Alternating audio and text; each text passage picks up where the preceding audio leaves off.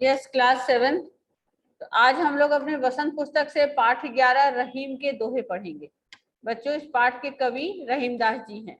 तो सबसे पहले आपको मैं बताऊं रहीम दास जी के बारे में कुछ बातें कि रहीम दास जी का जो जन्म है वो 1556 में लाहौर यानी पाकिस्तान में हुआ था। रहीम दास जी का पूरा नाम क्या है? अब्दुल रहीम खान खाना। उन्हें अरबी, फारसी, संस्कृत और हिंदी भाषा की अच्छी जानकारी थी। ये सारी भाषाएं वो अच्छे से बोलते थे और जानते थे।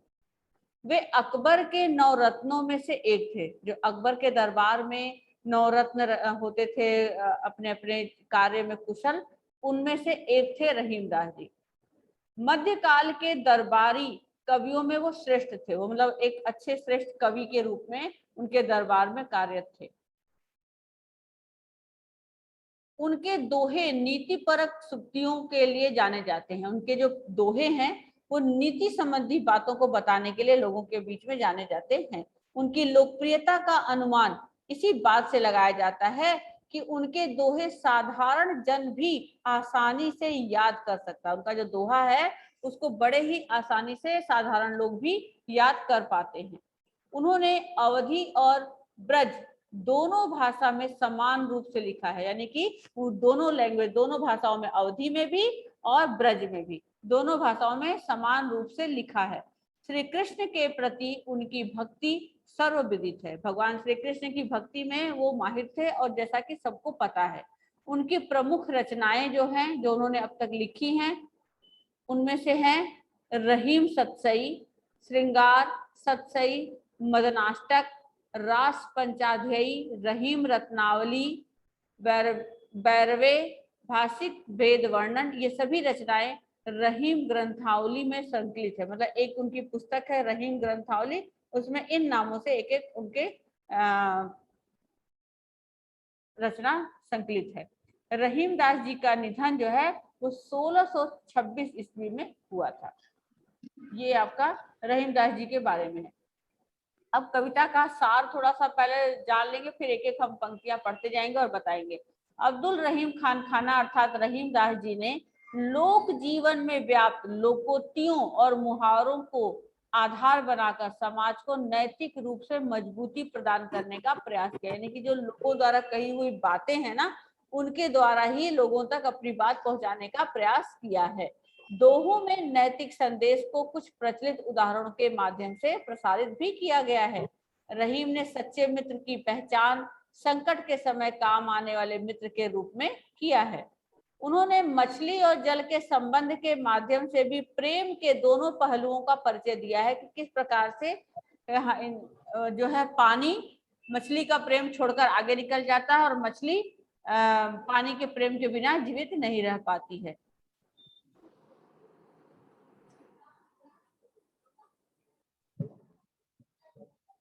रहीम दास जी ने सज्जन व्यक्ति उसी को माना है जो संपत्ति का संचय यानी संग्रह कर उसे उसी तरह परोपकार में लगाता है जिस प्रकार की वृक्ष अपना फल नहीं खाता, नदी अपना पानी नहीं पीती है और वो दूसरों को ही उसकी सहायता मतलब सेवा देती है।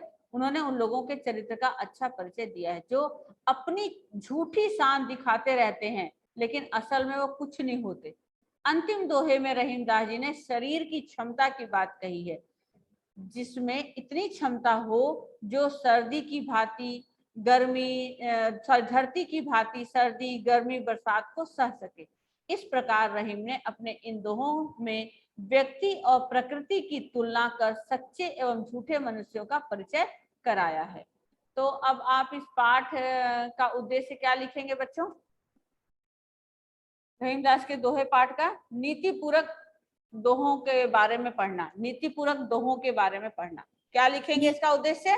नीति पूरक दोहों के बारे में पढ़ना। Yes, right. अब आप लोग नोट डाउन कर लीजिए इसको, नीति पूरक दोहों के बारे में पढ़ना।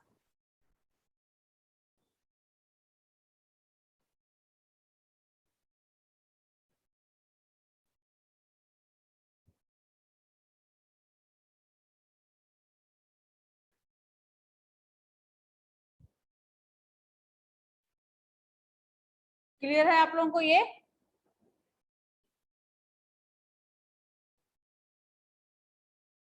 यस बोलिए, यस या नो? Yes ma'am.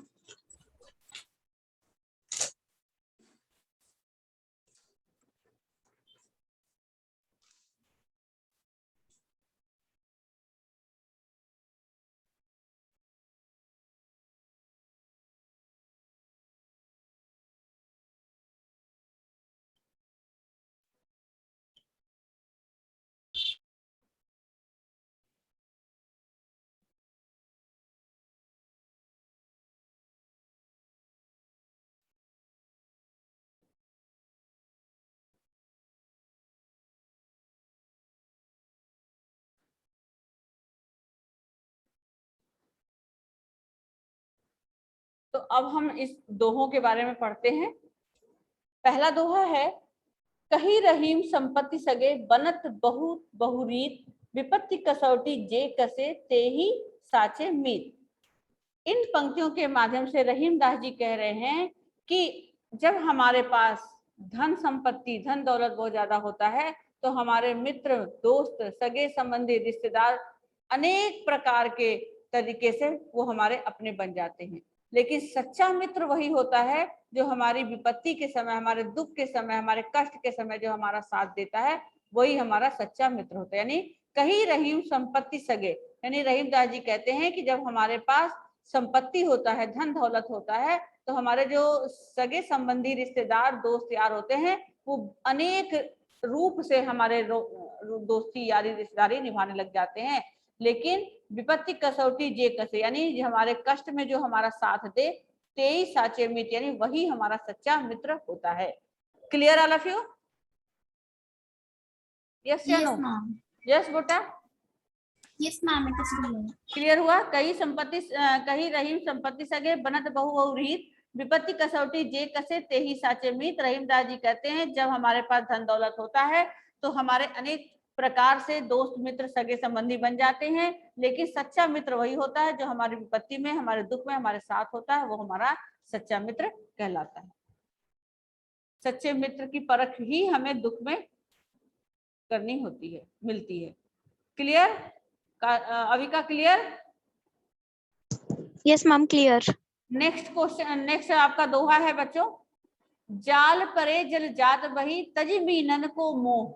जाल परे जल जात बही तज मीनन को मोह, रहीमन मछली नीर को तऊ न छाड़ती छो। इन पंक्तियों के माध्यम से रहीम दास जी कहते हैं कि जिस प्रकार से समुद्र में, नदी में के जल में जैसे जाल, मछली पकड़ने वाला जाल जैसे ही हम डाला जाता है तो जाल पड़ते ही पानी क्या करता है, वो मछलियों का मुंह त्याग करके उसमें से आगे बह करके निकल जाता है। ठीक है, वो क्या करता है, मछलियों का मुंह छोड़ देता है और वो जाल में से पानी आगे बढ़ जाता है। रहीमन मछली नीर को तऊ न छाड़त। और रहीम दास जी फिर कहते हैं कि लेकिन मछली जो है वो नीर यानी पानी का मुंह त्याग नहीं पाती। पानी से बाहर जैसे ही मछली को निकाला जाता है वो तड़फड़ाकर मर जाती है। यानी मछली पानी के बिना नहीं रह सकती, पर पानी बिना मछली के रह सकता है। क्लियर? यहाँ पे जाल परे जल जात में, जैसे ही जल में जाल डाला जाता है तो जल क्या होता है, वो तजी मीनन का मोह, मीनन मतलब मछली, तजी मतलब त्याग कर, आगे मोह मतलब प्यार, है ना, मछली का मुंह त्याग कर पानी आगे बह जाता है। रहीम दास जी कहते हैं पर मछली नीर को तऊ न छाड़े दो, लेकिन मछली जो है नीर यानी पानी का को नहीं छोड़ पाती है, उसके विक्षोभ में, उसके गम में वो तड़प कर मर जाती है, यानी उससे बाहर होते ही वो तड़प जाती है। मछली बाहर नहीं निकल के रह सकती ना बेटा, पानी में से अगर मछली को बाहर निकालेंगे तो जिंदा नहीं रहती ना, ये आपको मालूम है ना? बोलो। मैम वो मर जाती है। हाँ, तो ये दोहा क्लियर हुआ आपको? सेकेंड नंबर दोहा क्लियर हो गया? सेवंथ क्लास जो भी जैसे हम बिना ऑक्सीजन के धरती पर जीवित नहीं रह सकते, उसी प्रकार मछली भी बिना पानी के धरती पर जीवित नहीं रह सकती। लेकिन पानी बिना मछली के रह सकता है। अगर पानी के अंदर से मछलियों को बाहर कर दिया जाए तो भी पानी जो है आगे बढ़ता जाता है। तो पानी बिना मछली के रह सकता है, लेकिन मछली बिना पानी के नहीं रह सकती। तो यहाँ पर रहीम दास जी दोनों तरह का प्यार दिखाया। देखो, एक तो प्यार पानी के बिना इतना ज्यादा मोह करते हैं कि वो अपनी जान दे देते हैं, और एक जो है बिल्कुल मोह नहीं करता, जब तक समय है तब तक किया, उसके बाद वो आगे बढ़ गया, है ना। यही चीज बच्चों असल जिंदगी में भी होता है। कुछ लोग परिवार से अपने इतने अटैच हो जाते हैं, अपने रिश्ते नातों से इतने अटैच रहते हैं कि वो अपने परिवार के बिना एक पल भी नहीं जी पाते हैं। तो उनको जब परिवार की तरफ से कोई भी परेशानी झेलनी पड़ती है या कोई बात सुननी पड़ती है तो उनको बहुत कष्ट होता है, एक तरह से जान जाने के बराबर का कष्ट होता है। लेकिन जो लोग अपने रिश्तों को बस वहां तक ही निभाते हैं कि जो उनकी जरूरत है उसको किया और फिर अपना आगे अपने काम में मस्त रहे, यानी अपने आप में भी मस्त रहना जानते हैं, वो फिर इतना दुखी। आधा साली फ्रूटी पड़ी है। Clear all of you?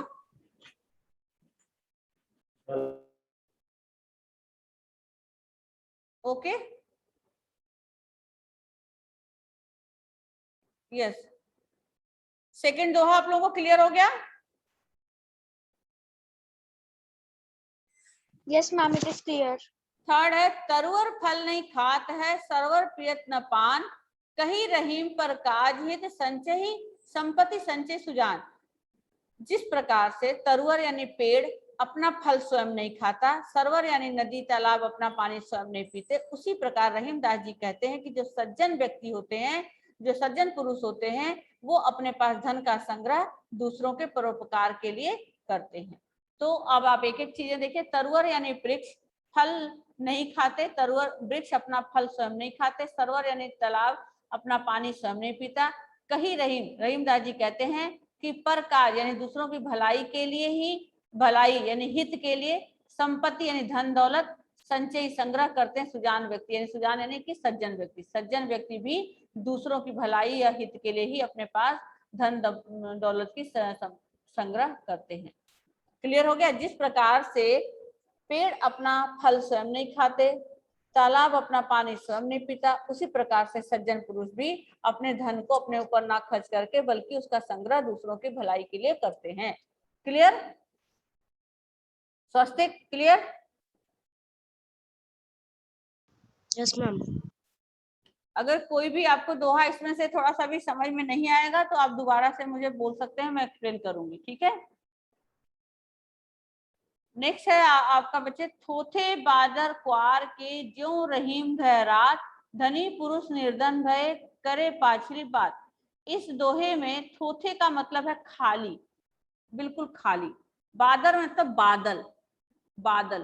क्वार का महीना हिंदी में होता है क्वार, कार्तिक, जो अभी ये अक्टूबर का, सितंबर अक्टूबर का जो महीना था क्वार, है ना। अब कार्तिक आएगा नवंबर में, तो क्वार हिंदी का महीना होता है। थोथे बादल क्वार के, यानी क्वार महीने के जो बादल होते हैं वो खाली होते हैं, वो खाली जो रहीम घरात, रहीम दास जी कहते हैं वो खाली आते हैं और गड़गड़ाते हैं और चले जाते हैं, वो बारिश नहीं करते। तो रहीम दास जी कहते हैं थोथे बादल क्वार के ज्यों रहीम घरात। रहीम दास जी कहते हैं कि क्वार के महीने में जो बादल होते हैं वो सिर्फ आते हैं, गरजते हैं और चले जाते हैं। उसी प्रकार से जो पहले के धनी पुरुष होते हैं, जो पहले की मतलब उनके पास बहुत धन दौलत होती है, बस किसी कारणवश वो निर्धन हो जाते हैं, जब गरीब हो जाते हैं तब वो क्या करते हैं, उनके पास और कुछ काम नहीं रहता, वो अपनी पिछली बातें दूसरों को सुना सुनाकर अपनी सेखी बघाड़ते रहते हैं कि मेरे पास पहले इतना धन था, ये नौकर, ये चाकर, ऐसी बातें कर करके अपनी सेखी बघाड़ते हैं और उनके पास और कुछ नहीं रह जाता।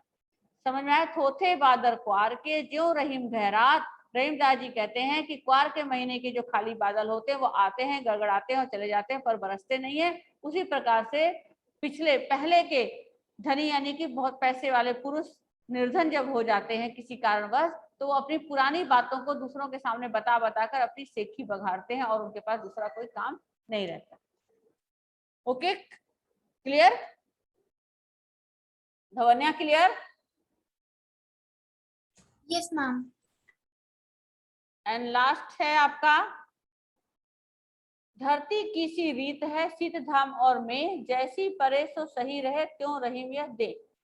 इसमें धरती मतलब पृथ्वी आपको मालूम है, की सी रीत है, धरती की सी रीत है शीत धाम और में, धरती जैसा ही जैसे व्यक्ति को होना चाहिए कि जिस प्रकार से धरती सर्दी गर्मी बरसात में एक समान एक रूप में रहकर इन सारे मौसमों का वार झेल लेती है, उसी तरह से हमें भी अपने हर परिस्थिति में, दुख और सुख में एक समान बने रहना चाहिए। ना बहुत ज्यादा सुख आने पर उतावला होना चाहिए, ना दुख आने पर घबराना चाहिए। जैसी हमारे साथ जैसी परिस्थिति आए सो सही रहे, है ना, वैसा ही हमें सह लेना चाहिए। क्यों रहीम, यदि हमारा भी जो शरीर है, हमें भी उसी प्रकार से धरती के समान में जैसी भी हमारे ऊपर परिस्थिति आती है वैसा हमें सहना चाहिए। जिस प्रकार से धरती हर मौसम के वार को सह लेती है, बहुत ज्यादा ठंड होती है तो भी वो सामान्य रहती है, बहुत ज्यादा भीषण गर्मी होती है तब भी वो समान होती है, बहुत अधिक वर्षा होती है तब भी धरती सामान्य रहती है। उसी प्रकार से भी जब हमारे ऊपर किसी भी प्रकार की कोई भी कठिनाई आए, कोई भी परिस्थिति आए, तो हमें उसको एक सामान्य परिस्थिति की तरह से सह लेना चाहिए। हाँ अविका बोलो, क्या पूछना है? माँ मुझे ये पूछना है कि धनी व्यक्ति दोहे 3 में जो धनी व्यक्ति हैं वो जब निर्धन हो जाते हैं तो लोगों को अपनी पूर्व बातों से प्रभावित क्यों करना चाहते हैं? बेटा क्योंकि देखो, जब वो धनी रहते हैं तो उनके बहुत, तब उनको जो कुछ लोग जानते हैं, और जब वो गरीब हो जाते हैं तो उस समय कुछ लोग ऐसे उनसे जुड़ जाते हैं जो उनको नहीं जानते होंगे कि इनके पास बहुत पैसा रुपया था, इन्होंने बड़े सुख किए हैं, तो उनको वो अपनी पुरानी, अपनी हेकड़ी वाली बातें, अपने पैसे वाली बातें, अपने सुख आराम चैन वाली बातें उनको बता बता करके दिखाते हैं कि अरे आज मेरे पास ये परिस्थिति है, लेकिन एक समय था जब मैं ये था, मेरे पास ये पैसा था, ये रुपया था, ये नौकर थे, ये चाकर थे। तो उनको उतने से ही संतोष मिलता है कि अब तो वो कुछ कर नहीं सकते, लेकिन वो अपने मन में संतोष लाते हैं कि शायद इनको हमारे बारे में जानकर अच्छा लगेगा। मैम इसका मतलब ये है कि शो ऑफ, दूसरों को बता के शो ऑफ करना। शो ऑफ तो नहीं कर रहे हैं क्योंकि उनके पास वैसा शो ऑफ करने वाली कोई चीज नहीं है, पर उनको जता रहे हैं कि एक समय, जताना बोलते हैं यहाँ पर, एक वर्ड है जताना। जताना का मतलब होता है कि हम आपको जता रहे हैं कि हमारे पास पहले बहुत पैसा रुपया था, वो तो अब हम वो ये गरीब हैं। सब बताकर संतोष पा रहे हैं। हाँ, अपने मन को सुख दे रहे हैं, अपने मन को संतोष दे रहे हैं कि अब हमारे पास धन नहीं है लेकिन पहले हमारे पास था। ये सिर्फ बातें बताकर अपने मन को वो तसल्ली दे रहे हैं। और कोई क्लियर हो गया अविका? मैम मुझे थर्ड लास्ट क्लियर नहीं हुआ। क्या बोलो? Ma'am third last. हाँ थर्ड कौन सा? दोहा पढ़ लो आप, दोहा पढ़ लो माही। Okay ma'am. तरुवर फल नहीं खाती है, सेवर पियत न पान, कही रहीम पर काज हेतु संपत्ति संचय सुजान। अच्छा, इसमें क्या चीज आपको समझ में नहीं आया? तरुवर का मतलब नहीं समझ में आया? तरुवर नो मैम, इसको एक बार फिर से एक्सप्लेन कर दो। नहीं, मैं तो एक्सप्लेन 2 बार करूंगी, बट मैं आपसे पूछना चाहती हूँ आपको क्या चीज समझ में नहीं आया ना, फिर मैं उसको उसी तरह से समझाऊंगी। आपको एक एक चीज बताऊंगी। तरुवर का मतलब समझ में नहीं आया? मैम वृक्ष। हाँ। फल का मतलब समझ में आया? फल का मतलब समझ में आया? Yes ma'am. क्या? Yes ma'am. क्या? फल मैम फ्रूट, जो उस पेड़ में लगते हैं फल। आम का पेड़ है Yes, तो ma'am. आम के पेड़ में आम, सेब के पेड़ में सेब, लगने वाला फल। नहीं मतलब Yes, नहीं, ma'am. खात मतलब खाना, है ना। तो अब इस लाइन का ही मतलब हो गया तरुवर यानी पेड़ अपना फल स्वयं नहीं खाता, खुद नहीं खा पाता है। खाता है कोई पेड़? खाता है अपना फल? No ma'am. नहीं। No ma'am. तरवर मतलब तालाब, नदी, है ना। पियत न पान Yes, ma'am. यानी कि तालाब भी अपना पानी खुद पीता है कभी? No ma'am. नहीं पीता। तो जैसे पेड़ अपना फल खुद नहीं खाता, उसका फल कौन खाता है? दूसरे लोग खाते हैं, हम लोग खाते हैं, है ना। हम लोग खाते हैं ना। हाँ हम लोग खाते हैं। Yes, ma'am. उस पेड़ के नीचे बैठकर हम छाया लेते हैं, उस पेड़ का फल खाते हैं, यानी उस पेड़ से हम सुख प्राप्त करते हैं। पेड़ तो धूप में, पानी में, बरसात में खड़ा रहता है दूसरों को सुख देने के लिए। उसी तरह से तालाब झरना भी खुद पानी ना पी करके उसका पानी हम पीते हैं, हम अपने खेतों की सिंचाई करते हैं, हम उस पानी को प्रयोग में लाते हैं। यानी तालाब अपना पानी स्वयं नहीं पीता है। कही रहीम पर काज हित, इसी प्रकार से रहीम दास जी कहते, कही मतलब कहते हैं रहीम दास जी, पर काज यानी दूसरों की भलाई, दूसरों की हित, दूसरों का भला करने के लिए, संपत्ति यानी धन दौलत, संचय मतलब संग्रह करते हैं, सुजान, सुजान मतलब सज्जन पुरुष। जिस प्रकार पेड़ और तालाब अपना पानी स्वयं और फल अपना स्वयं नहीं खाते, उसी प्रकार से सज्जन पुरुष भी अपना धन अपने ऊपर ना खर्च करके दूसरों की भलाई के लिए अपने पास इकट्ठा रखते हैं। Okay ma'am, clear? Clear? Yes ma'am, अब क्लियर यस हुआ? मैम, हाँ बोलो। Ma'am, yes ma'am, please explain first, ma'am please explain first Doha. First ये फर्स्ट, कही रहीम संपत्ति सगे बनत बहु बहु रीत। रहीम दास जी कहते हैं कि जब हमारे पास धन दौलत होता है तो हमारे बहुत सारे सगे संबंधी, रिश्तेदार, दोस्त, मित्र बन जाते हैं। किसी भी रूप से हमारे दोस्त, फलाने चाचा के, बुआ के बेटे के लड़के, मैं आपका भाई लगता हूँ, है ना, ऐसे कहने वाले भी आपके घर में आ जाते हैं। दोस्त भी बोलने लगते हैं, वो फलाने दोस्त के दोस्त के दोस्त का दोस्त मैं हूँ, आपका दोस्त हूँ, मैं आपको जानता हूँ। जब हमारे पास बहुत सारा धन दौलत होता है तो हमारे जो सगे संबंधी, रिश्तेदार, दोस्त होते हैं वो बहुत सारे रिश्ते जोड़कर हमारे पास हमारी दोस्ती निभाने, हमारे मित्र बनने के लिए आ जाते हैं, है ना। लेकिन सच्चा मित्र कौन होता है? जब हमारी पर हम मुसीबत में रहते हैं और वो हमारे उस मुसीबत में साथ देता है, वो हमारा सच्चा मित्र कहलाता है। विपत्ति कसौटी जे कसे ते ही साचे मित्र, यानी विपत्ति यानी कष्ट में जो हमारे साथ आए वही हमारा सच्चा मित्र होता है। साचे मित्र यानी सच्चा मित्र। धन पाने आते हैं हमारे पास, जब हमारे पास, यस बेटा, हम जब हमारे पास धन होता है तो वे धन पाने आते हैं मित्र बन के। धवन्या आपकी आवाज मुझे सुनाई नहीं दे रही है। मैम वो कह रही कि क्या मैं वो पूछ रही हूँ हमारे घर कि ले जाते जब हैं? हमारे पास धन होता है तो क्या वे लोग हमारे से धन पाने आते हैं? बेटा धन पाने वाली बात धवन्या यहाँ पर नहीं है, आप नहीं समझ सके। एक इसमें हमें लगता है कि हम दूसरों को बता, अब अगर आज मान लीजिए हमारे देश के प्रधानमंत्री मोदी जी हैं, आपको अगर बताना हो, आपके कहीं दूर दराज के मोदी जी आपके किसी रिश्ते में लगते हो, तो आप क्या करेंगे? आप अपने रिश्तेदारों को कैसे बताएंगे? अरे ये मोदी जी तो हमारे चाचा के लड़के लगते हैं। आपको मजा आएगा ना बताने में? बोलो, आएगा कि नहीं आएगा? आपको अच्छा लगेगा ना, आपको प्राउड फील मैम होगा। यस आएगा, क्योंकि वो एक ऊंची उपाधि पर क्योंकि हैं वो और ऊंचे हम भी उनके साथ। एक ऊंचे पोस्ट पर हैं, ओहदे पर हैं, वो राज्य के प्रधान, देश के हमारे प्रधानमंत्री हैं। और जब हम उस प्रधानमंत्री से अपना रिश्ता जोड़ रहे हैं कि हमारे वो भाई लगते हैं दूर के, तो हम दूसरों के सामने अपने आप को ऊंचा महसूस कर रहे हैं।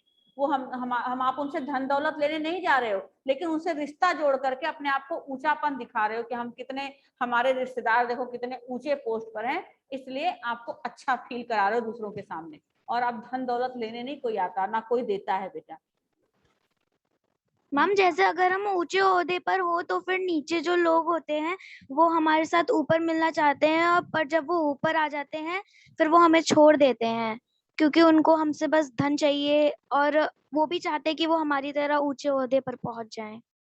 धन चाहिए, आप नहीं समझे धवन्या, आप समझ ही नहीं रहे हो। धन का मतलब यहाँ पर क्या होता है? अब जैसे मान लो कोई ऊंची पोस्ट पर है, आपके आपके बुआ के दूर के कोई रिश्तेदार हैं, वो मान लो किसी बहुत ऊंची पोस्ट पर हैं। अब आप वो आपकी नौकरी लगवा सकते हैं, आपके बड़े भाई की। आपके भाई ने खाली बीए पास किया है, नौकरी नहीं कर रहा, लेकिन वो इतने बड़े पोस्ट पर है, पावरफुल, कि वो आपके भाई की नौकरी लगवा सकते हैं। तो आप उनके पास रिश्ते में पहुंच जाओगे ना, एक रिश्ता लेकर कि आप तो मेरे बुआ के चाचा के बेटे के लड़के लगते हैं, आप प्लीज मेरे भाई की नौकरी लगवा दीजिए। ऐसे करने के लिए पहुंच जाओगे कि नहीं पहुंच जाओगे? जब अपनी जरूरत होगी तो यस मैम, पहुंच जाऊंगी। पहुंच जाएंगे ना। तो वही चीज है यहाँ पर। यहाँ कोई किसी को ना धन दौलत अपने घर से, अपने अलमारी से निकाल के किसी को गड्डी नहीं पकड़ाता है। रिश्ता जोड़ने का मतलब है कि हमें उसमें अपनी जरूरत निकालना। लेकिन जब वही रिश्ता, वही बुआ के चाचा के लड़के मतलब मान लो किसी कारण से किसी परेशानी में आ जाते हैं, उनको जरूरत पड़ती है आपकी, तब आप धीरे से साइड हो जाते हो, क्योंकि आपको लगता नहीं हम तो नहीं कर पाएंगे, है ना, तब आप साइड में हो जाते हो। लेकिन जब उनके मुसीबत में कोई काम आता, वो उनका सच्चा दोस्त कहलाता, वही सच्चा दोस्त कहलाता है।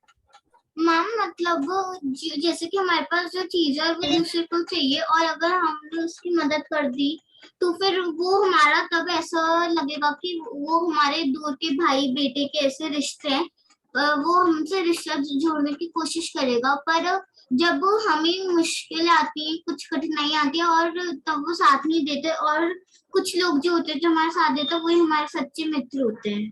ठीक है? Yes ma'am. अब इसके शब्द अर्थ भी देख लीजिए, कठिन शब्द अर्थ।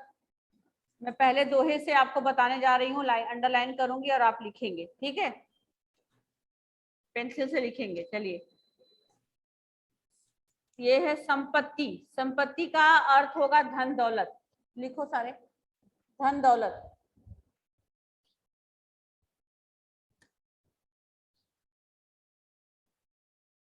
धन दौलत लिख लिया?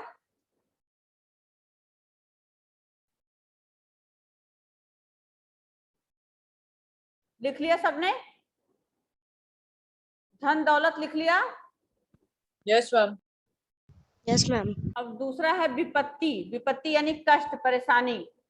लिखो, कष्ट, परेशानी।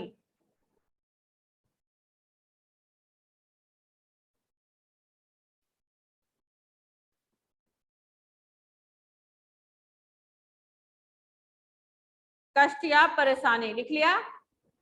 Yes ma'am. Yes ma'am. उसी लाइन में लास्ट है मीत, ma'am. मतलब मित्र। मीत का मतलब है मित्र, दोस्त, मित्र या दोस्त।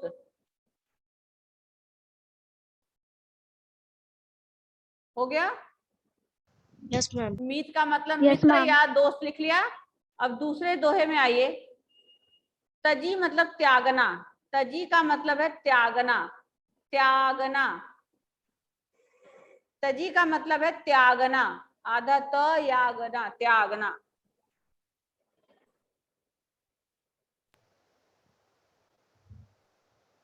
हो गया? त्यागना। Yes ma'am. Yes ma'am. उसके बाद मीनन का मतलब है मछली। मीनन का अर्थ है मछली। मैम मछली यहाँ होगा क्योंकि यहाँ पर मीनन है, तो ये बहुवचन होगा। तो क्या लिखना चाहते हो सात्विक? मैम मछलियाँ कह रहे हैं। लिख लीजिए। मैम मीनन क्योंकि का अगर बस मीन होता तो फिर मछली आता, और हाँ, यहाँ पर मीनन है तो फिर मछलियाँ ही आएगा यस, ना। हाँ यस। मोह का मतलब है प्रेम। मोह का मतलब है प्रेम। मैम मोह का मतलब प्रेम होता है। यहाँ नीचे भी मछली लिखा हुआ है, इसका भी मतलब मछली होता है, ठीक है। तऊ मतलब? मैम छो का मतलब भी प्रेम होता है। छो का मतलब भी प्रेम होता है। छाड़ती मतलब छोड़ना। Okay ma'am. अब यहाँ पर तीसरे में आ जाओ, तरुअर। तरुअर का मतलब है वृक्ष। वृक्ष, सरोवर, मैम सर्वर, मैम तालाब। तालाब। परकाज यानी दूसरों की भलाई। परकाज जो है, मैम परोपकार। हाँ, परोपकार या दूसरों की भलाई, जो भी लिख लो, परोपकार या दूसरों की भलाई। अब यहाँ पर है संचयी। संचयी का अर्थ है संग्रह करना। संचयी का अर्थ है संग्रह करना। हम सुजान का लिख सकते हैं, सुजान का सज्जन। सुजान का सज्जन, दोनों। संचयी का संग्रह, सुजान का सज्जन। अंशिका आप लिख नहीं रहे हो। अंशिका सिंगल, आप लिख नहीं रहे हो बेटा। यहाँ तक लिख लिया सबने? संचयी और सुजान का हो गया। सुजान मतलब सज्जन। Yes ma'am. सबने लिख लिया? Yes ma'am. मैम तजी छोड़ना। तजी छोड़ना, यस। मैम मीन का क्या अर्थ होता है? क्या? मैम मीन का क्या अर्थ होता है? मीन। मीन मछली बोला ना अभी। Okay ma'am. अब आइए नेक्स्ट में, देखिए। घहरात मतलब बरसना। घहरात मतलब बरसना। पाछिल मतलब पिछली। पिछली। मैम गहरात मतलब गरजना होगा या बरसना? बरसना, बरसना यही है। गरजते, वो तो खाली गरज के चले जाते हैं। बिना बरसे ही गरज के चले जाते हैं। घहरात, काले बादल नहीं घेर के आते हैं खूब और चले जाते हैं ऐसे बिना बरसे ही, तो यस मैम। कभी ऐसा होता है। गरजना। गरजते हैं, बरसते नहीं गरजना। है। घहरात यानी कि गरजना। और मैम पर वे बरसते नहीं पाछिल है। मतलब पिछली।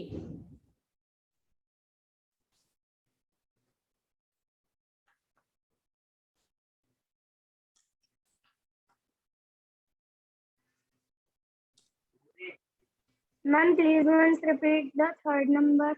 कौन सा थर्ड शब्द बोलो? Ma'am, the words in the third. Ma'am, ma'am, my meeting was disconnected.